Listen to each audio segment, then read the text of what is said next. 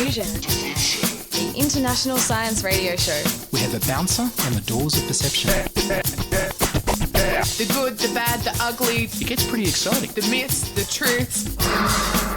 Toxicology. Astroseismology. Magnetism. The dark side. Genetically engineered potatoes. Planetoid. I love that word.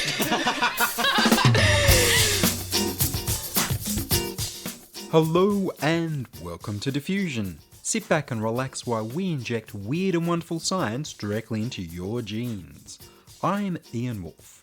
On this special solar-powered edition, I talk to solar power forecaster Dr. Nick Engerer. But first up, here's the news. Tesla saves South Australia. On the 9th of March 2017, Elon Musk tweeted a promise that he would fix South Australia's energy security problems by installing 100 megawatts of power storage within 100 days of contract signature. Or do it for free.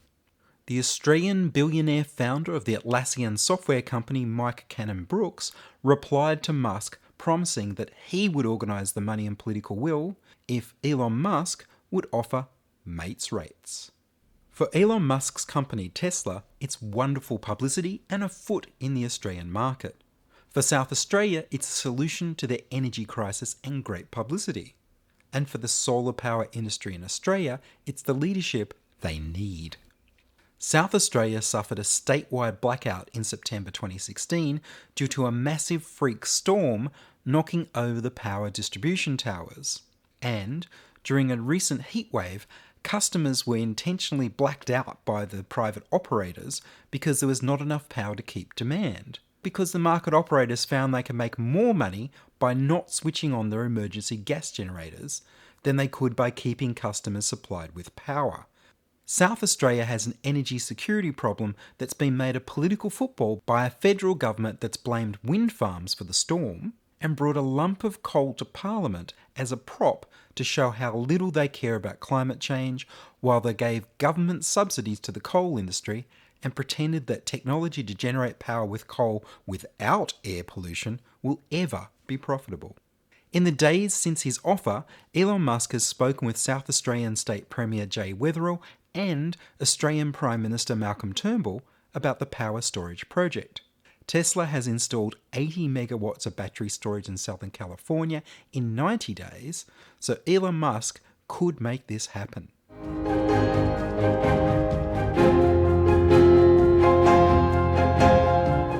You're listening to Ian Woolf on Diffusion Science Radio. Send emails to science@diffusionradio.com. We're brought to you across Australia on the Community Radio Network and podcast over the internet on www.diffusionradio.com. Dr. Nick Engerer is a lecturer at the Australian National University's Fenner School of Environment and Society and Chief Technology Officer and founder of solar power forecasting and modelling company Solcast. He's an expert in solar power systems. I phoned him and began by asking Nick, Elon Musk has offered to fix South Australia's energy problems within 100 days, or provide the storage solution for free. What did you think? Well, it's about time somebody came in with some leadership, because we're not short on ideas on how to fix this, but it's really the leadership that I think is missing. And here you go with tech entrepreneurs. It's not just Elon, it's also Mike Cannon-Brookes, founder of Atlassian, who's actually kind of triggered some of this and this bit of banter back and forth.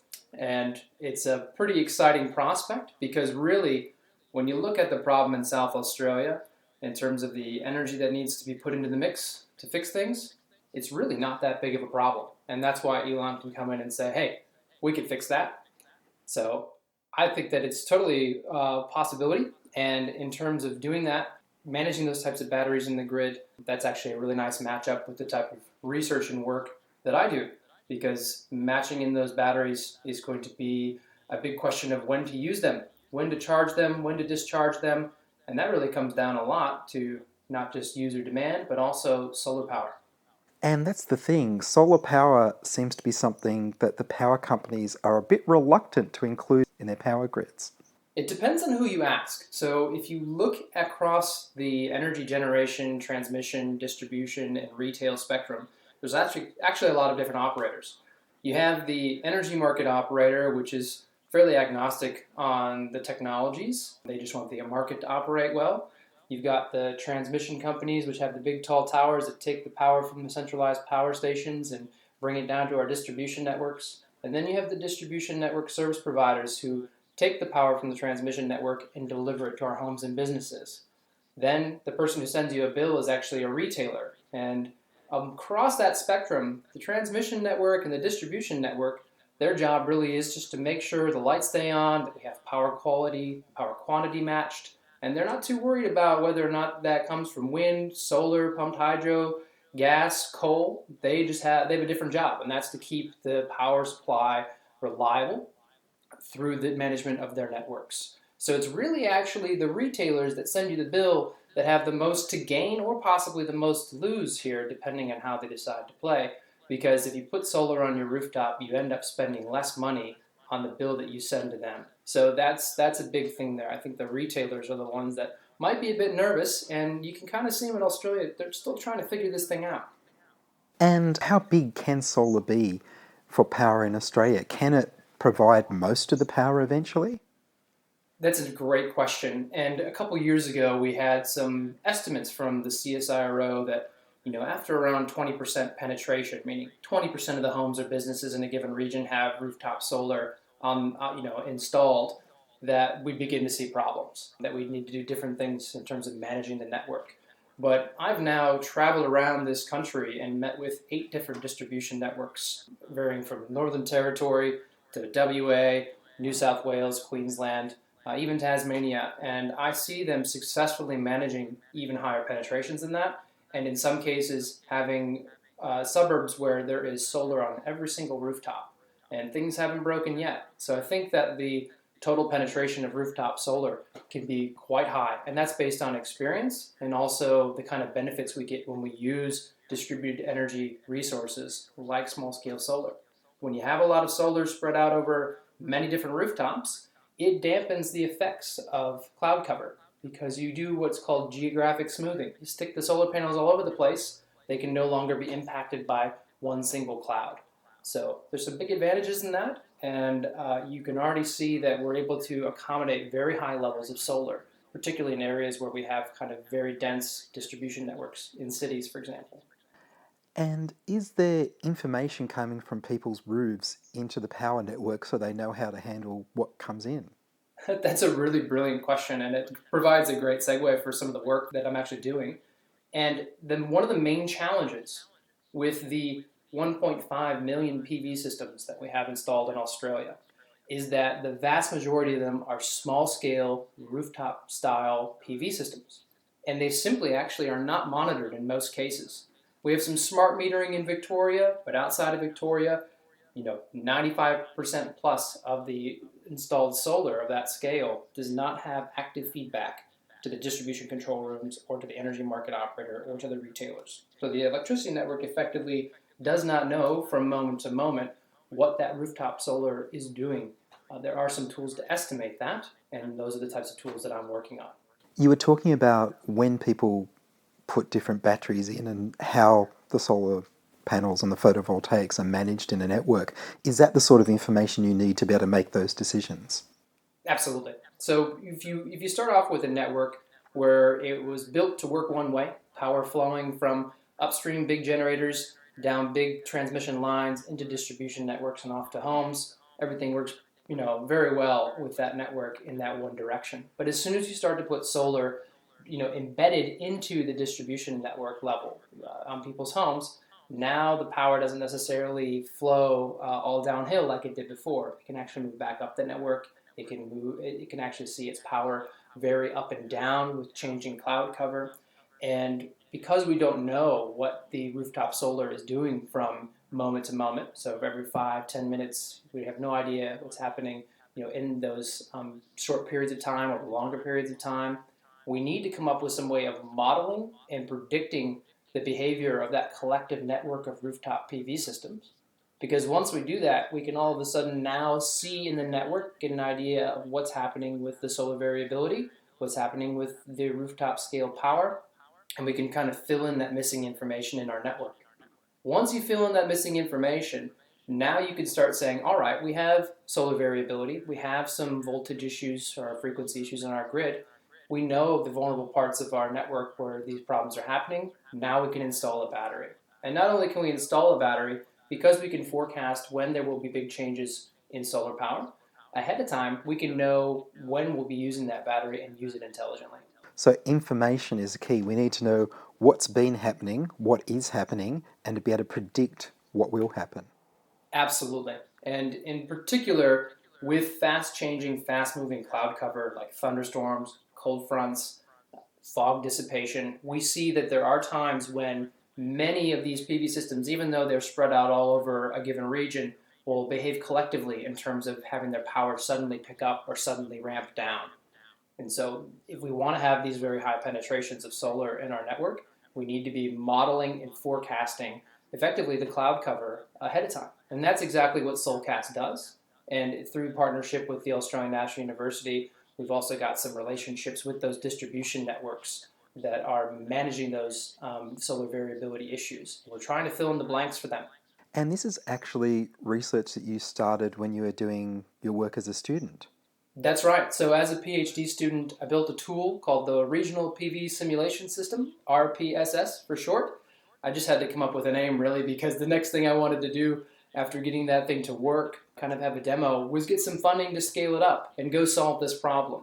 So what I did was built a tool that effectively, knowing where the small-scale PV systems are installed in space, we can model their power output. And with some very cool tools like monitoring a small selection of those PV systems and a brand new weather satellite called the Himawari 8 satellite, which images the Earth every 10 minutes at 1 kilometer resolution, we can actually use information about where the PV systems are installed, their capacity, their location, and we can use this radiation information from this new satellite and monitoring of some of those PV systems to fill in that picture for those distribution networks. And when we do that across enough distribution networks, we can also get a broader picture of what's happening across the whole energy market. And that's the goal. It sounds like this sort of monitoring should be built into the photovoltaic systems that people have on their houses, or that even that they're generally contributing to the grid. But is that not the case? Well, monitoring can be expensive, and it's only very recently that monitoring has become less expensive and that it's becoming more common. And so what is more commonplace now over the last around 2 years is for the unit on the side of your house that converts the solar electricity from direct current, DC, to alternating current, AC, which is what you use in the home. That's called an inverter because it inverts from DC to AC. That inverter is more often now internet connected. And so what we can actually do is we can actually pull those inverters and pull some of that data back to fill in that picture. But it's still a small representation of the total sample because most of that solar was installed prior to that type of internet connection being very common.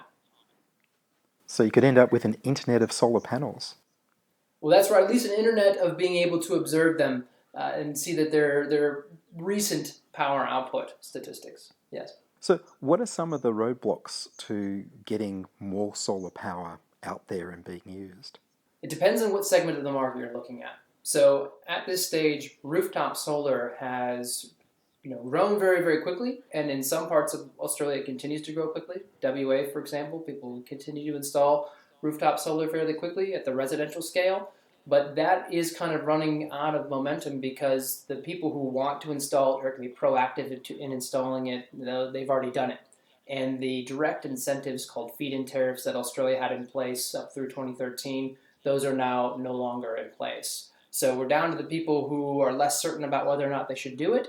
And as you would know, and many Australians would know, we have a really, really vibrant, robust rental house market in Australia where many homes are actually tenanted, not individually owned, and there's not very much incentive to put solar on those rooftops. When you look up the scale to commercial scale buildings, large installations, the IKEA type buildings, that's where a lot of growth is actually happening in the market. These kind of tens to hundreds of kilowatt scale rooftop solar PV systems There's been a lot of growth in that market over the last 3 years or so, and that's really where most of the increase in rooftop solar has been coming from. And when you go up the scale even further to talking about, several hundred kilowatts, single-digit megawatts, tens of megawatts, that really becomes very capital intensive. So you need to get investment into that sector. And there's not really enough, there's two problems. There's not nearly enough capital to drive into some of those projects, particularly some of the very big ones. And there's also simply just not enough certainty in the market for people to understand, for investors to understand, for solar farm operators to understand where the incentives will be over the next 5-10 years. Because what we recently did was have a really big squabble from our policymakers about this renewable energy target. And we've got this place where a lot of external investment is a bit hesitant to come in and do things in Australia because of those types of uncertainties that we've created. And isn't the price of solar panels, of photovoltaic energy, going down very quickly? Yes, I mean the price of solar, not just the modules themselves, but the installed cost. So once they hit the ground and they're delivering electricity into our market, both those numbers have fallen very, very, very, very quickly. And in particular, what recently happened was the Australian Renewable Energy Agency awarded, I think it was 12 large solar farms with some funding to start getting these things in the ground, build them, and what that will do, and what it's already been shown to do, is build up local expertise and bring those costs down further, because there's a regional aspect to this. Once you start to build the farms, the solar farms, locally in a given country, in a given region, you have that skill, you have that knowledge, and it becomes easier and cheaper to do the next ones. So if it's becoming cheaper and cheaper and cheaper almost exponentially fast, that seems to be both a carrot and a stick, that it's more and more incentive for people to put more and more solar power because it's the cheapest way to do things and will continue to get cheaper. But does that mean it gets too cheap to be profitable? Oh, that's another really good question. So the way that this ends up working is we look at the levelized cost of electricity over the lifespan of the unit. And so in terms of a solar farm or wind farm, we see how much it costs at the beginning, how much it costs to maintain, and then the expected amount of electricity it will sell over its lifetime. And when you look at that cost, it's competitive, according to Bloomberg New Energy Finance, it's competitive with gas and coal for both wind and solar in Australia. And so what that actually means is that they can now compete with these fossil fuel technologies in terms of providing the electricity. So that competition is actually really good, because whenever we need more generation capacity in the market, they can compete to provide that. So that's a very good thing for them. And you're really still talking about a profitable margin for selling that electricity at those prices. And of course, I guess the question that everybody asks every time solar energy comes up as a serious part of the economy is, what do you do at night? Right, of course. Absolutely. And this is where this big idea from Elon comes in, right? We need energy storage, and we need it at a large scale. And it too often gets demonized as this very expensive technology that really simply can't scale up well enough to handle the big numbers. We're talking about 100 megawatts of batteries or 100 megawatt energy storage site. That's no small task. But where we've come over the last few years is to a point where that is actually realistic in the cost for batteries, and Tesla has proven that. And we also start to see really serious discussion happening around other scalable energy storage technologies like pumped hydro storage. So what is pumped hydro storage?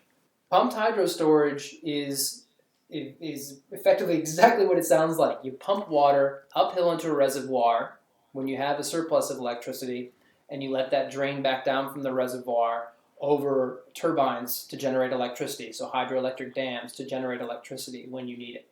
And these are dispatchable. What that means is that we can call on them when we need them.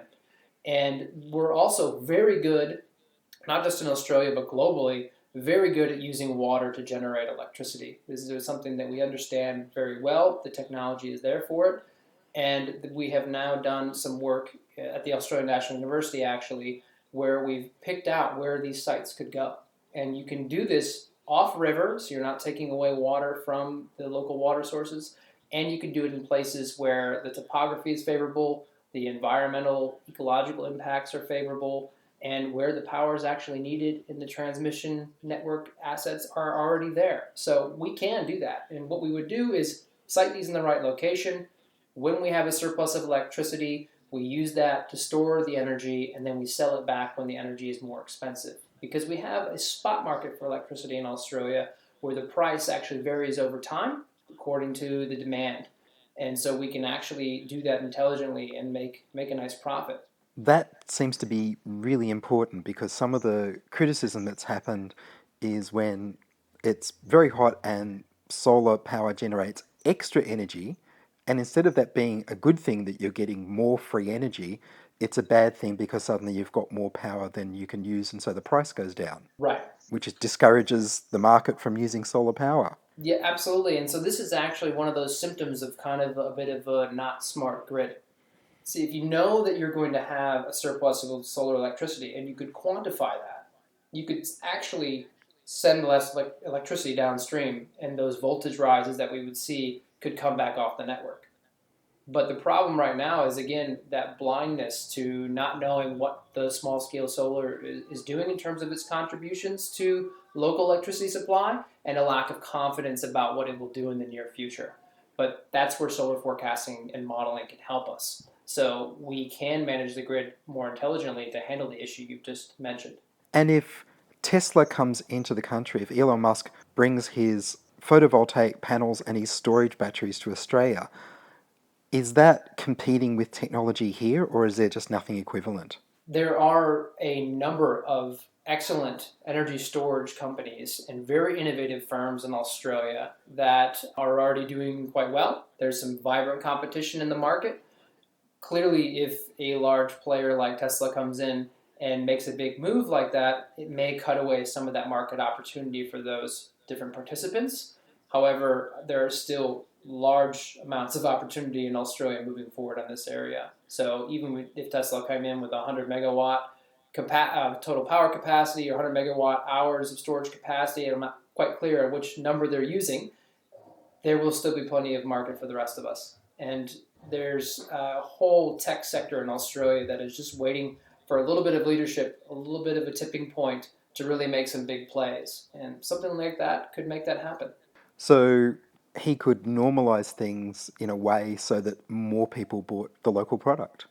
I think that that's fair, because one of the things they would force us to do is learn how to manage that much battery storage in our market. And we simply don't know how to do that. And the interesting thing, Ian, is that nobody knows how to do that. We're in a spot where we are moving beyond lived experience, and Australia is actually going to be doing a lot of this energy storage integration first. And in terms of the penetrations it will see of large-scale solar coming on, when added to its already world-leading rooftop solar penetrations, we're in for very interesting times. And we kind of need to go forward boldly on this and show some leadership, because we can't sit back and wait for somebody else to do it. It's come to us first. You know, I think there's an important message to the renewable energy industry as a whole, if I were going to have a voice and put something out there that I would freely like to say.